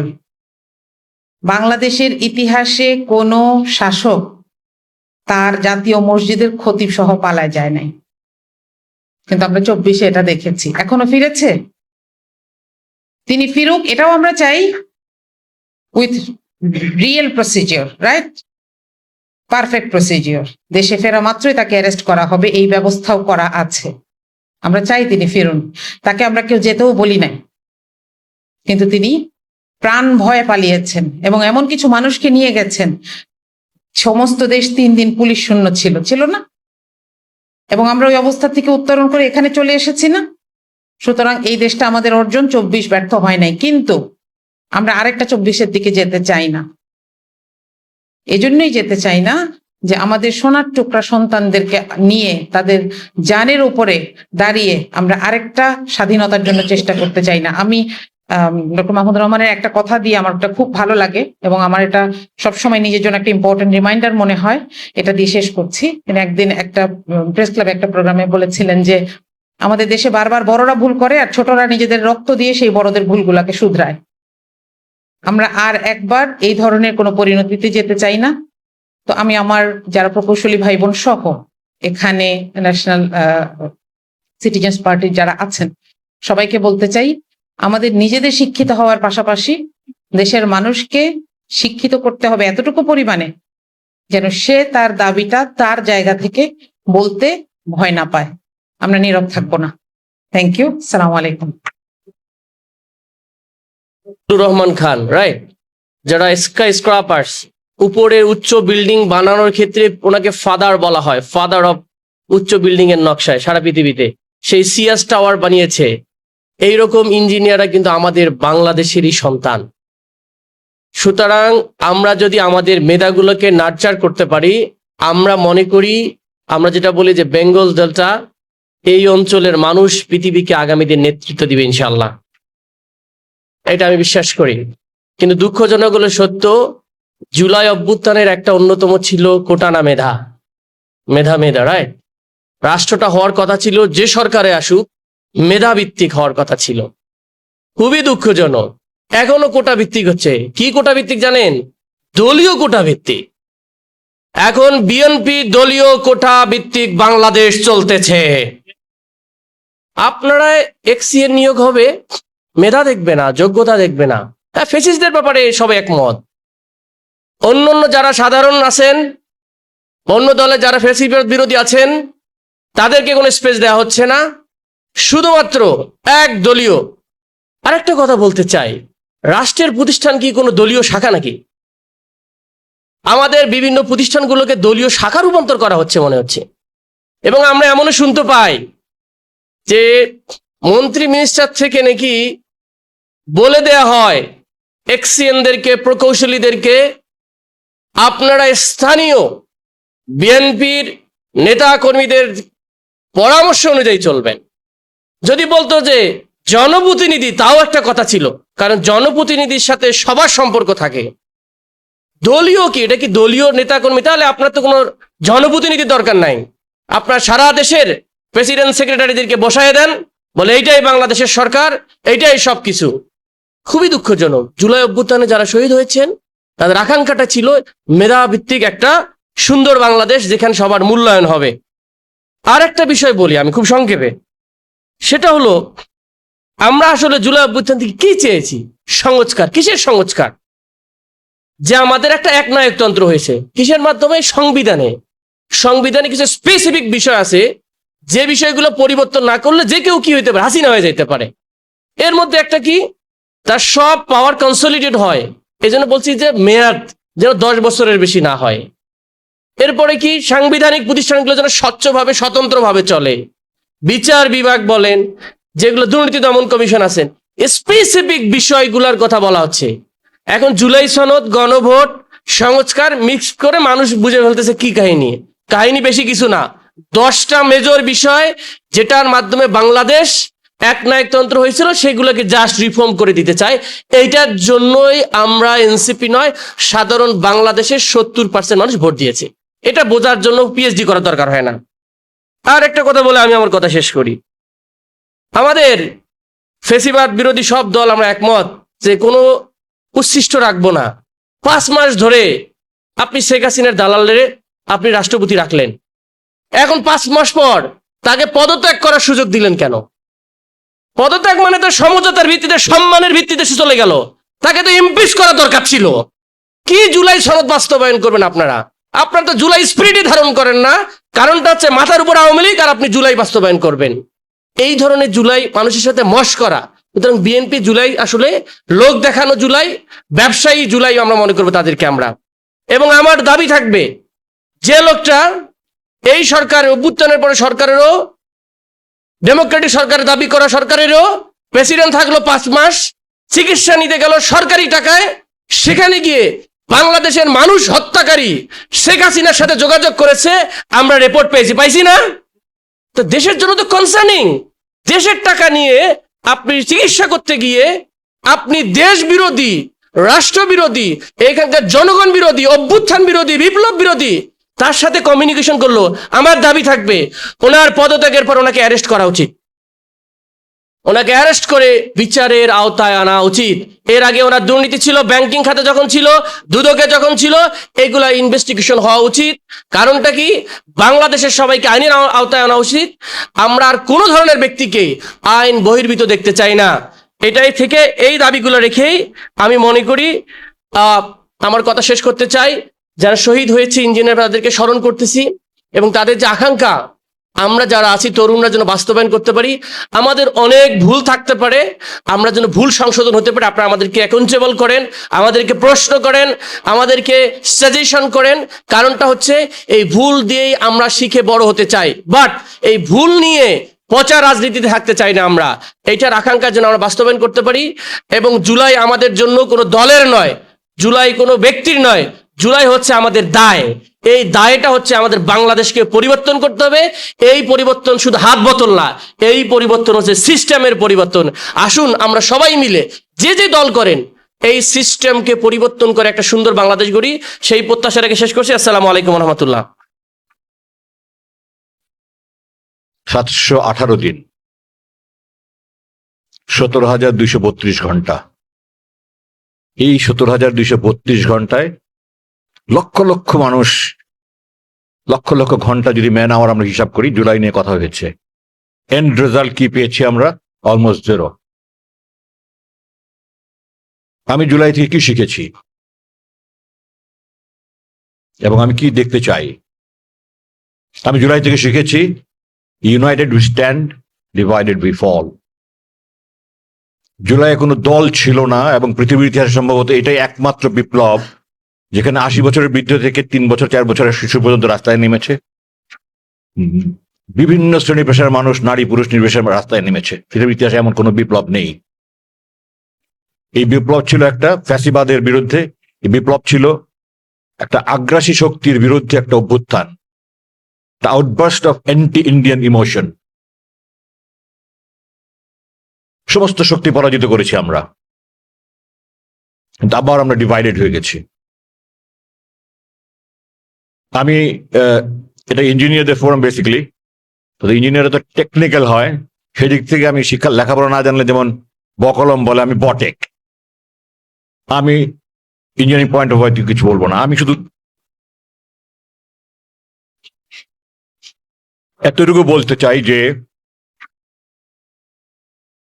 আমাদের বাবারা ঝগড়া করেছে, এনাফ ইজ এনাফ, আমরা যথেষ্ট দেখেছি, আমরা আজকে অশান্তিতে আছি।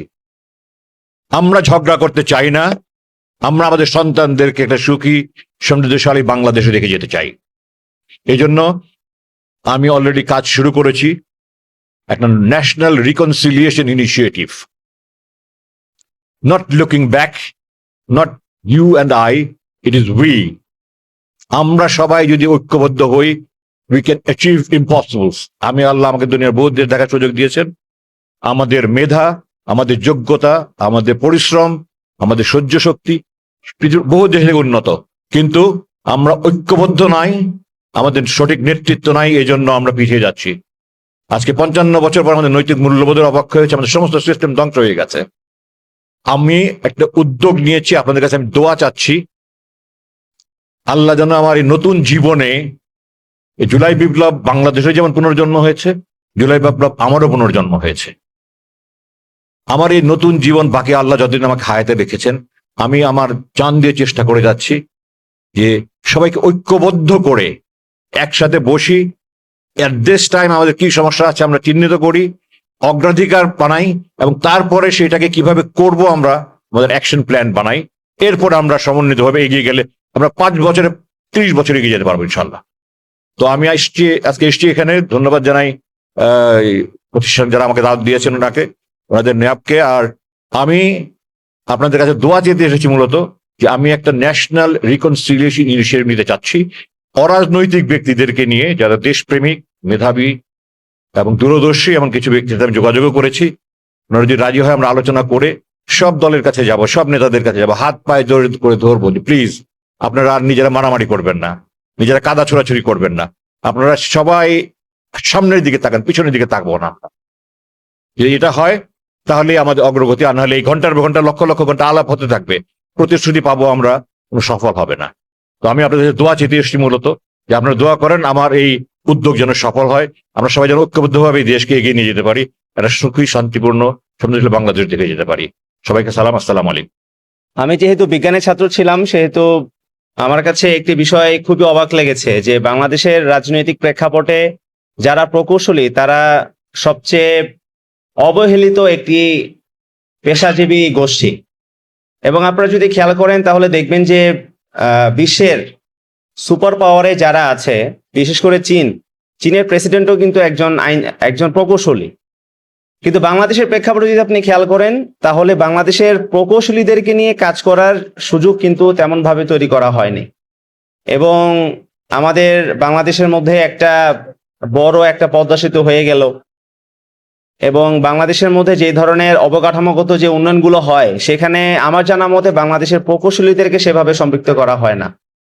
যার দরুন বাংলাদেশের প্রকৌশলীরা বাংলাদেশের অবকাঠামোগত উন্নয়ন থেকে শুরু করে প্রযুক্তিগত উন্নয়নে যে তারা একটা বড় ভূমিকা রাখবে, সেই সুযোগ আসলে তাদেরকে দেয়া হয় না বলে আমার কাছে মনে হয়েছে।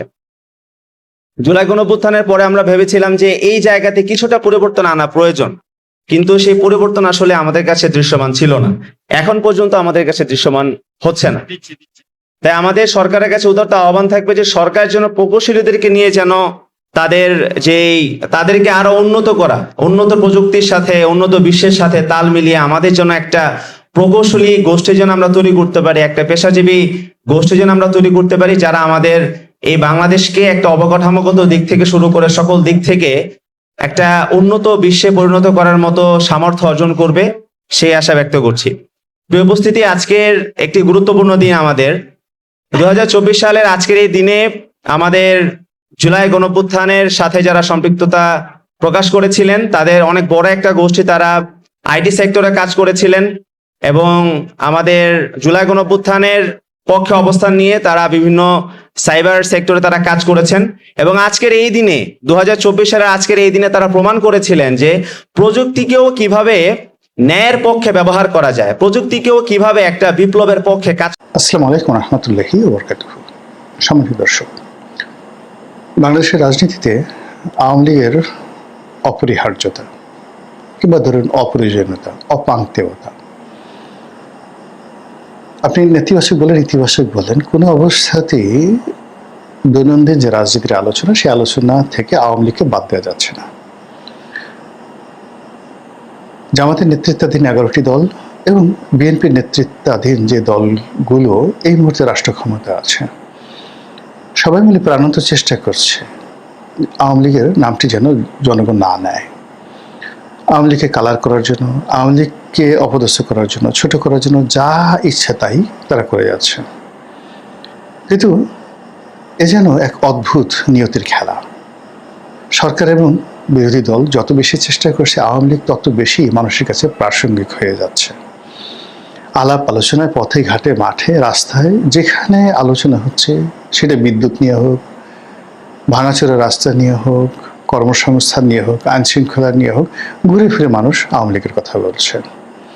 আবার যখন আওয়ামী লীগের নাম আসছে অপরিহার্যভাবে, সেখানে শেখ হাসিনার নাম চলে আসছে কয়েকটা কারণে। আমাদের দেশে পারিবারিক রাজনীতি, সেই পারিবারিক রাজনীতিতে দুটো পরিবার রাজনীতিতে মোটামুটি সেটেল হয়ে গেছে। একদিকে শেখ পরিবার, অন্যদিকে জিয়া পরিবার, অর্থাৎ বঙ্গবন্ধু পরিবার, আর অন্যদিকে জিয়া পরিবার। তো সেক্ষেত্রে বঙ্গবন্ধু পরিবারে শেখ হাসিনার যে বিকল্প নেতৃত্ব, সেই বিকল্প নেতৃত্বটা এখনো পর্যন্ত গড়ে ওঠেনি। তো তিনি হয়তো প্রকৃতির নিয়মে মারা যাবেন, মারা যাওয়ার পর নতুন কেউ আসবে। যেমন যতদিন বেগম জিয়া ছিলেন, তারেক রহমান সাহেব অনেক কিছুই হ্যান্ডেল করেছেন, কিন্তু মানুষের মন মানসিকতা আসলে বেগম জিয়া যতদিন হাসপাতালে এমনকি অচেতন অবস্থায় ছিলেন, মানুষের চিন্তা চেতনা কিন্তু বেগম জিয়াকে কেন্দ্র করেছিল। তিনি হবেন প্রধানমন্ত্রী, তিনি হবেন রাষ্ট্রপতি, ওই চিন্তা করে কিন্তু বিএনপির নেতাকর্মীরা নিজেদেরকে ঐক্যবদ্ধ রেখেছে। কিন্তু তিনি তার ইন্তেকালের পর তারেক রহমান সাহেব চলে আসছেন, পারছেন কি পারবেন না বা কতটুকু যোগ্য সেটা পরের বিষয়, কিন্তু সেই যে পরিবারতন্ত্র, সেই পরিবারতন্ত্রের ধারাবাহিকতায় এসে তিনি এভাবে বসলেন। কিন্তু যতদিন পর্যন্ত বেগম জিয়া ছিলেন ততদিন পর্যন্ত পূর্ণকালীন একেবারে অ্যাক্টিং চেয়ারপারসন হওয়া সত্ত্বেও দলের মধ্যে তার কিন্তু প্রভাব ছিল, কিন্তু সার্বজনীনতা ছিল না, ইউনিভার্সালিটি ছিল না, বিশ্বজনীন ছিল না। ওখানে ঘুরে ফিরে বেগম জিয়ার কথাই আসতো। এখন তো একই অবস্থা। ধরুন আপনি রাহুল গান্ধী বা প্রিয়াঙ্কা গান্ধীর মতো জয় এবং পুতুল এই দুজন আছেন। পুতুলের বাইরে আপনি শেখ রেহানার যে অংশটা আছে সেটা আপনি ববি ধরেন, রূপন্তী কিংবা টিউলিপ সিদ্দিকী, যাদেরকে ধরেন না কেন, মানে তারা যথেষ্ট মেধাবী, রাজনীতিতে পরিপক্ক এবং বলতে গেলে বাংলাদেশের নেতৃত্ব দেওয়ার মতো সমস্ত প্রজ্ঞা তাদের আছে, কিন্তু তারা ওটাকে নিয়ে বাহাদুরি করা, ফ্রন্ট লাইনে আসা, এই কাজগুলো তারা করছেন না, ইনক্লুডিং রেহানা সহ। তো শেখ হাসিনাকে আমরা চিনি, জয়কে আমরা চিনি, ইভেন শেখ রেহানাকে আমরা চিনি, কিন্তু শেখ রেহানার কোনো বক্তব্য আমরা তাকে নিয়ে সন্দেহ করি, সে এটা করেছে ওটা করেছে, সে বাংলাদেশে এই অপকর্মের সাথে জড়িত, ওটার সাথে জড়িত, এই শেখ রেহানা গ্রুপ আছে ইত্যাদি ইত্যাদি, এগুলো আমরা বলি।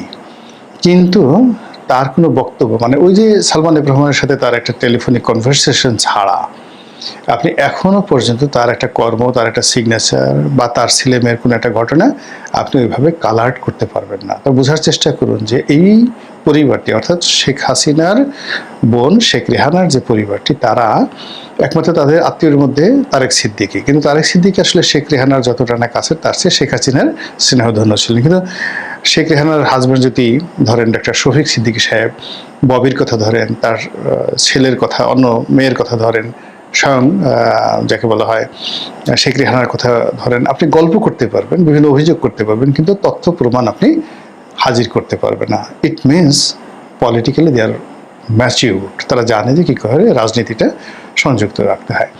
অন্যদিকে ধরুন শেখ হাসিনা, এখন শেখ হাসিনার যে দুটি সন্তান সজীব ওয়াজেদ জয়, আমি আগে বেশ কয়েকবার ভিডিওতে বলছি যে সে হার্ভার্ড থেকে গ্রাজুয়েশন করেছেন, আমেরিকাতে পড়াশোনা করেছেন। বঙ্গবন্ধুর নাতি ডক্টর ওয়াজেদের সন্তান।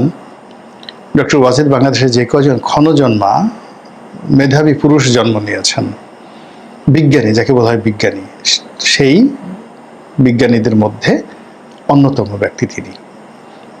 ভালো ছাত্র, মেধাবী, পাগলাটে, খ্যাপাটে, সফল, সার্থক, সব কিছু, খেলাধুলা সব কিছু। Doctor Wazed is a unique person. তার ঔরসজাত সন্তান হলো সজীব ওয়াজেদ। আপনি তাকে যতই পাগল বলেন না কেন, যতই ছাগল বলেন না কেন, কিন্তু গর্বটা কার, মানে ইউট্রাসটা কার, জরায়ু কার, গর্ভাশয় কার, সেগুলো শেখ হাসিনার।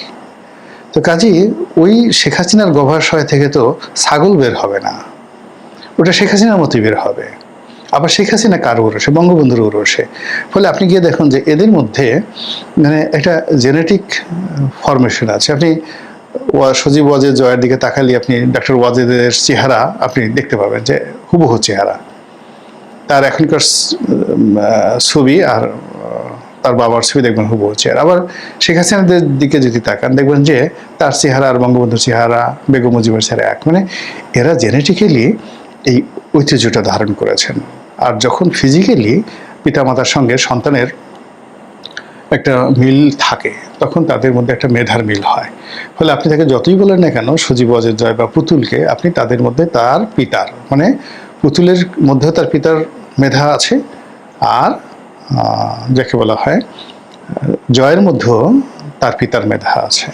আর পলিটিক্যাল তারা যেটা দেখেছে একেবারে ঘনিষ্ঠভাবে জন্মের পর থেকে তারা যে রাজনীতিটা দেখে আসছে এবং যে রূঢ় বাস্তবতা, এটা আপনি আমি যদি 100 বছর ধরে কন্টিনিউয়াসলি হার্ভার্ড এবং অক্সফোর্ডে এর উপর পিএইচডি করে, তবু এটা সম্ভব না। এই প্র্যাকটিক্যাল এক্সপিরিয়েন্স তাদের আছে।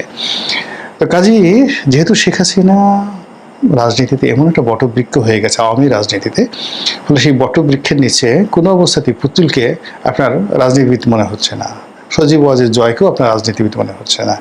এমনকি দেখেন বেগম জিয়ার যেমন একটা পোর্ট্রেট তৈরি হয়ে গেছে, সেই পোর্ট্রেটের কাছে, বা জিয়াউর রহমানের যে পোর্ট্রেট, সেই পোর্ট্রেটের কাছে এই তারেক রহমান সাহেব প্রাণান্ত চেষ্টা করছেন গত 6 মাস ধরে, কিন্তু কোনো অবস্থাতে বেগম জিয়ার পাশে এখনো মানুষ তাকে বসাতে পারছে না, সময় লাগবে আরো।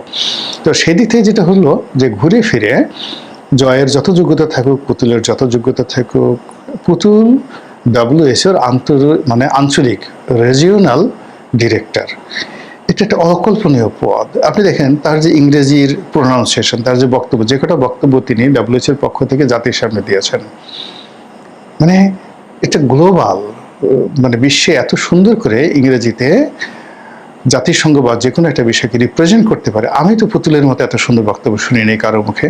আমাদের খলিলুর রহমান সাহেব ভালো ইংরেজি বলেন, লুৎফে সিদ্দিকী ছিল ভালো ইংরেজি বলেন, তারপরে ডক্টর মোহাম্মদ ইনুজও ভালো ইংরেজি বলেন, কিন্তু পুতুলের ইংরেজির কাছে কি আপনি বাঙালির মুখে এরকম চমৎকার ইংরেজি শুনেছেন কখনো? শুনেননি। কিন্তু শেখ হাসিনা যে ব্যক্তিত্ব, সেই ব্যক্তিত্বের কাছে পুতুলের এই যোগ্যতা কোনো অবস্থাতে ফ্লারিশ হচ্ছে না এজ এ পলিটিক্যাল পার্সোনালিটি হিসেবে। ফলে যখনই বাংলাদেশের রাজনীতিতে আওয়ামী লীগের নাম আসছে, আওয়ামী লীগের সাথে অপরিহার্যভাবে শেখ হাসিনার নাম চলে আসছে। তো এই যে শেখ হাসিনার নাম চলে আসার কারণে কি হলো, তাকে নিয়ে আমাদের যত গল্প, যত কবিতা, যত উপন্যাস, যত সাহিত্য, যত ভয়, যত আতঙ্ক, যত নিন্দা, সব কিছু নাটক সিনেমা তাকে নিয়ে হচ্ছে। কেন সে বাংলাদেশে আসতে চাচ্ছে? তার কি লজ্জা শরম নেই? আমরা তাকে ধরবো, হ্যান্ডকাপ পরিয়ে আনবো, তাকে আইনের শাসনে অধীন তাকে বিচার করব। কেউ কেউ বলছে তাকে এয়ারপোর্টে ফাঁসিতে লটকানো হবে, কেউ বলছে তাকে এয়ারপোর্ট থেকে এনে তারপর জেলখানাতে ঢুকিয়ে ফাঁসিতে দেওয়া হবে, কেউ বলছেন তাকে পূর্ণ আইনি নিরাপত্তা দেওয়া হবে, কেউ বলছে দূর দূর রাখো, সে আসবে না। এখন এই যে আমরা তাকে নিয়ে যত আলোচনা করছি, তিনি তো পলিটিক্যালি ম্যাচিউরড, মানে 1981 সন থেকে তিনি দলটা পরিচালনা করছেন। চিন্তা করেন, 1981 সন থেকে একটা দলের সভানেত্রী, আর 1975 সনের পর থেকে 81 প্রবাসী থেকে তারেক রহমান সাহেব যেভাবে লন্ডনে থেকে বিএনপি পরিচালনা করছে, তিনিও প্রবাসী থেকে আওয়ামী লীগের যত সব কিংবদন্তির নেতৃত্ব, সেটা মোস্তফা মহসিন মন্টু, ডক্টর কামাল হোসেন, তারপরে আব্দুর রাজ্জাক, তোফায়েল আহমেদ, এরকম সব জায়ান্ট নেতাদেরকে তিনি পরিচালনা করে, কাদের সিদ্দিকী, লতিফ সিদ্দিককে পরিচালনা করে তাদের মাথার উপরে এসে আপন যোগ্যতায় সভানেত্রী হিসেবে ছড়ি ঘোরাচ্ছেন আজকের দিন পর্যন্ত। ফলে বাঙালি রাজনীতির আশা কি, আকাঙ্ক্ষা কি, কে কতটুকু লাভ দিতে পারে, কার কতটুকু ক্ষমতা হতে পারে, ওই প্রধানমন্ত্রীর চেয়ারে বসে তারেক রহমান সাহেব তার কি ক্ষতি করতে পারে, বিরোধী দলের চেয়ারে বসে ডক্টর শফিক তাকে কি ক্ষতি করতে পারে, কি উপকার করতে পারে, এটা পুরোটাই তার জানা আছে। আর এই জানা থাকার কারণে কি হচ্ছে, সে ইচ্ছে মতো খেলছে, ট্রাম্প কার্ড খেলছে, সকালে একরকম, বিকালে একরকম, ইচ্ছে মতো, মানে ছক্কার পরে ছক্কা সে শুধু মেরে যাচ্ছে। আর শেখ হাসিনা সেই ছক্কা এবং পক্কার কবলে পড়ে আমরা ঘুরে ফিরে বারবার শুধু শেখ হাসিনাতে নিমজ্জিত হচ্ছি। ভারতের রয়ের প্রধান কেন এলো? সে কি শেখ হাসিনাকে বাংলাদেশে দেওয়ার জন্য এলো? এটা নিয়ে আমরা একটা কল্পনার ফানুস তৈরি করছি। আমরা ফানুস তৈরি করছি, ভারত বলার চেষ্টা করছে বা ভারত বলছে যে আমরা কি শেখ হাসিনাকে এমনি এমনি নিয়েছি, তোমরা তো আমাদেরকে হেলিকপ্টারে করে, প্লেনে করে, সামরিক বিমানে করে আমাদের দেশে পাঠিয়েছো, কাজেই তোমরা আবার সামরিক বিমান পাঠাও, ওইভাবে সিকিউরিটি দাও, সেফটি সিকিউরিটি দাও, আমরা শেখ হাসিনাকে তোমাদের কাছে দিয়ে দেবো। এই ধরনের কোনো কথা ভারত বলেনি, কিন্তু আমরা বানিয়ে বানিয়ে এই কথাগুলো কিন্তু বলছি। এবং ভারত থেকে যখনই কোনো লোক আসছে, আমরা বলার চেষ্টা করছি যে ওই যে লোকটা যে আসছে সে মূলত শেখ হাসিনা বাংলাদেশে কিভাবে আসবে, নিরাপদে থাকবে, এই সমস্ত বিষয়ে আলোচনা করার জন্য সে আসবে। আবার বাংলাদেশ থেকে যখন খলিলুর রহমান সাহেব যাচ্ছেন, অন্য কোনো সরকারি কর্মকর্তা যাচ্ছেন, ইভেন তারেক রহমান সাহেবের যাওয়ার যে পসিবিলিটিস যেটা তৈরি হয়েছে, সেখানেও আমরা কিন্তু একটা কল্পনা ফানুস তৈরি করে ফেলছি যে ওখানে কি করবে, গেলে মোদি তার হাতটা ধরবে, ধরে গিয়ে তাকে শেখ হাসিনার সঙ্গে হাতে হাত মিলিয়ে দিবে এবং সেখানে আওয়ামী লীগের সাথে, বিএনপির সাথে, শেখ হাসিনার সাথে, তারেক জিয়ার সাথে একটা সম্পর্ক হয়ে যাবে। হায় হায় হায়, কি হবে? এই যে আমাদের একটা কল্পনার ফানুস, এটা মূলত আমাদের আতঙ্ক থেকে, আমাদের ভয় থেকে, আমাদের প্রেম থেকে, আমাদের ভালোবাসা থেকে এই জিনিসগুলো আসে। 2 নম্বর হলো যে যখন আপনি যে কোনো একটা বিষয়ে ভয় পাবেন, সেটা আপনার জীবনে একবারের জন্য হলেও ঘটবেও, স্বপ্নে হলেও আপনার জন্য ঘটবে। যেটাতে খুব বেশি ভয় পাবেন, যে বিষয়টি আপনি অ্যাভয়েড করতে চাইবেন, সেটা আপনার ঘাড়ের উপর পড়বেই। আর যাকে আপনি ভালোবাসবেন, পেতে চাইবেন, তাকে বাস্তবে না পেলেও স্বপ্নে আপনি তাকে পাবেনই। কাজে এই যে শেখ হাসিনাকে নিয়ে আমরা যে যার অবস্থান থেকে মাতামাতি করছি,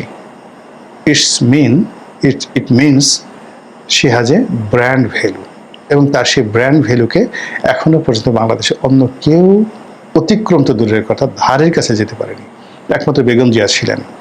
তো কাজে এখন যারা আছেন, সেটা ডক্টর শফিক বলেন, তারেক রহমান সাহেব বলেন, বা অন্য যারা আছেন, চরমোনাই পীর সাহেব বলেন, আপনি দেখেন তো একপাশে শেখ হাসিনা চেয়ারে বসে আছে, বাকি নেতারা মঞ্চে বসে আছে। ইভেন তারেক রহমান প্রধানমন্ত্রী আর শেখ হাসিনা কিছুই না। শেখ হাসিনা বসে আছে মঞ্চে, একেবারে ওই যে আপনি দেখবেন বুড়ি যেভাবে এখন তাকে পোর্ট্রেট রাখা হয়েছে, ক্যান্সার হয়ে গেছে, মরে গেছে, ভিক্ষা করতেছে রাস্তায়, এরকম অনেকগুলো ছবি টবি আপনারা প্রচার করছেন, ওইরকমই একজন বুড়ি বা ভিক্ষুককে খালি শেখ হাসিনার মুখটা সহ চেয়ারে বসায় দেন, তার পাশে ডক্টর ইউনূসকে বসায় দেন, সঙ্গে সঙ্গে উইদিন 1 মিনিটে ডায়রিয়া হয়ে যাবে, কাপড় চোপড় চেয়ার সবগুলো নষ্ট করবে। এবং এটা দেখেন, মানে মানুষের প্রেসারে এবং উচ্চতায় যে কি অবস্থা। আপনি ধরেন 10 দিন আপনার কোষ্ঠকাঠিন্য, এই 10 দিন কোষ্ঠকাঠিন্য নিয়ে আপনি পাহাড়ে উঠেন, পাহাড়ে উঠে আপনি আপনার সামর্থ্যের বাইরে পানি খাওয়া ছাড়া, সুগার ছাড়া আপনি পাহাড়ে উঠেন, আপনি দেখুন মুহূর্তের মধ্যে আপনার ডিহাইড্রেশন হয়ে গেছে, একেবারে যেটাকে বলা দাস্ত, জোলাপ, ডায়রিয়া, হাগা হয়ে যাবে, কাপড় চোপড় সব হয়ে যাবে। তো এইরকম শরীর যখন কোনো ভার বহন করতে পারে না, মন যখন কোনো আতঙ্ককে আর ধারণ করতে পারে না, মস্তিষ্ক যখন কোনো ভয়কে ধারণ করতে পারে না, তখন তার শরীরের মধ্যে, পেটের মধ্যে যত আবর্জনা আছে, দেখবেন যে আমরা ভয় পেলে আমাদের নাক দিয়ে সর্দি বের হয়ে যায়, কথা বলতে গিয়ে আবেগ উত্তেজনায় অনেক সময় কফ বের হয়ে যায়। 1 সপ্তাহের মধ্যে আপনি কাশেন নাই, কিন্তু সেদিন আপনার কাশি বের হবে। আনন্দে মানুষ হাসতে হাসতে চোখের পানি, নাকের পানি এক করে ফেলে। মসজিদে নামাজ পড়তে যান, ছোটো পিছনে বাচ্চা ছেলে একটু দুষ্টামি করতেছে, হাসি দিছে, আপনি বুড়া মানুষ, 80 বছর, আপনাকে ওই দিন হাসতে হবেই, কুটকুট করে হাসতে হবে। আবার হেসে ওই যে আপনি যে হাসছেন এটা এসে আবার আপনার স্ত্রীর কাছে বলতে হবে, এই হলো হিউম্যান সাইকোলজি। কাজে শেখ হাসিনাকে নিয়ে আমাদের যে সাইকোলজি রয়েছে, সেই সাইকোলজির বাইরে যতদিন না পর্যন্ত আমরা যেতে না পারবো, আর সেটা যাওয়ার জন্য শেখ হাসিনার সমপর্যায়ের পোর্ট্রেট আমাদের রাজনীতিতে যতক্ষণ পর্যন্ত তৈরি না হবে, ততক্ষণ পর্যন্ত এই ভয়, এই আতঙ্ক, এই ভালোবাসা, এই মোহ, এই কামনা, এই বাসনা আমাদেরকে শুধুমাত্র শেখ হাসিনার দিকে ধাবিত করবে। মহান আল্লাহ ভালো জানেন আমাদের তকদির কি আছে। আল্লাহ আমাদের সবার কর্মে, চিন্তা, চেতনায় বরকত দান করুন। আসসালামু আলাইকুম রহমতুল্লাহি ওয়া বারাকাতুহু।